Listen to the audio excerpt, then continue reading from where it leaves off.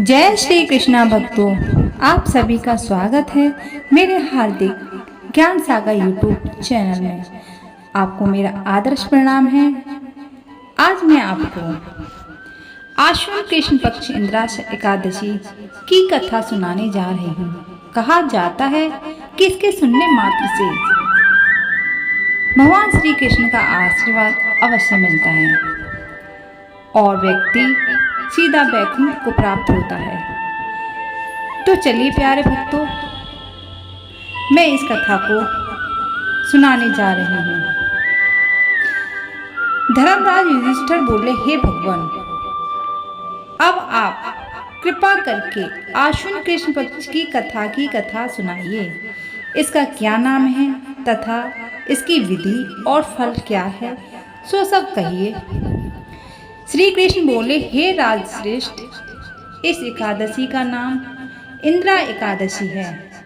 यह एकादशी पापों को नष्ट करने वाली तथा पितरों को अधोगति से मुक्ति दिलाने वाली है। इसके सुनने मात्र से वाजपेय यज्ञ का फल प्राप्त होता है। अब मैं इसकी कथा सुनाता हूँ, ध्यानपूर्वक सुनो। सतयुग में महिष्मति नाम की नगरी इंद्रसेन नाम एक प्रतापी राजा राज्य करता था। वह राजा पुत्र पौत्र और धन धान्य से संपन्न था तथा विष्णु पुराण का परम भक्ता। एक दिन जब राजा सुख पूर्वक अपनी सभा में बैठा था तो आकाश मार्ग से नारद उतरकर उसकी सभा में आए। राजा देखते ही हाथ जोड़कर खड़ा हो गया और विधि पूर्वक आसन व अर्घ दिया तथा महर्षि नारद ने राजा से पूछा, हे राजन, आपके सातों अंग कुशल पूर्वक तो हैं? तुम्हारी बुद्धि धर्म में और तुम्हारा मन विष्णु में भक्ति में तो रहता है। देवर्षि नारद की ऐसी बात सुनकर राजा ने कहा, हे महर्षि, आपकी कृपा से मेरे राज्य में सब कुशल है तथा मेरे राज्य में यज्ञ आदि कर्म सफल हो रहे हैं। आप कृपा करके अपने आगमन का कारण बताइए। तब नारद जी ने कहने लगे, राजन, मुझे महान आश्चर्य हो रहा है कि एक समय जब मैं ब्रह्मा लोक में यमलोक को गया था तब वहां यमराज की सभा में मैंने महान ज्ञानी और धर्मात्मा तुम्हारे पिता को बैठे देखा। मुझे बताया गया कि वे एकादशी का व्रत भंग होने के कारण यमलोक में हैं। तब उन्होंने जो संदेशा दिया सो मैं तुमसे कहता हूँ। उन्होंने कहा है कि पूर्व जन्म में कोई विघ्न हो जाने के कारण मैं यमराज के निकट रहा हूँ। यदि मेरा पुत्र इंद्रसेन अश्विन कृष्ण इंद्रा एकादशी का व्रत करे और उसका फल मुझे अर्पित करे तो मुझको स्वर्ग की प्राप्ति हो सकती है। तब राजा कहने लगा कि हे मुनिवर, आप कृपा करके इस व्रत की विधि विधान मुझे बताइए। मैं उनकी मुक्ति का उपाय अवश्य करूंगा।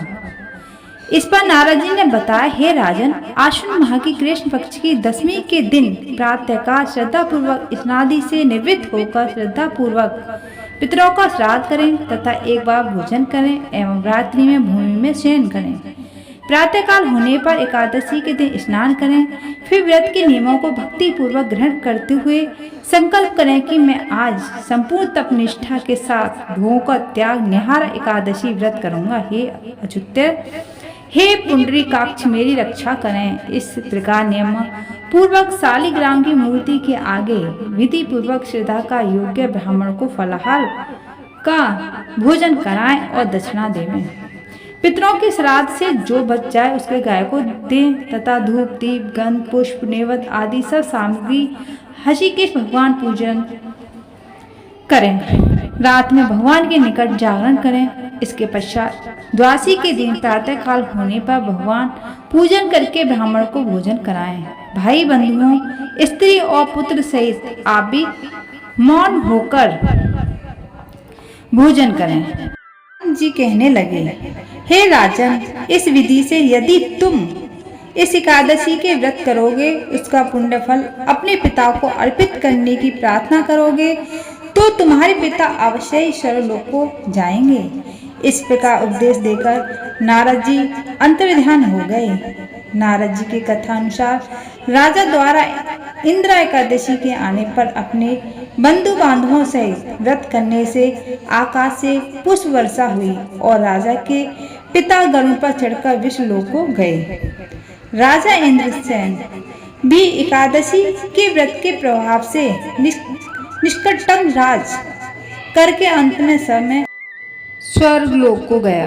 भगवान श्री कृष्ण कहने लगे, हे युधिष्ठिर, यह इंदिरा एकादशी के व्रत का महात्म्य मैंने तुमसे कहा। इसके पढ़ने या सुनने से मनुष्य के सब पाप नष्ट हो जाते हैं और वह सब प्रकार के भोगों को भोगकर अंत में वैकुंठ को प्राप्त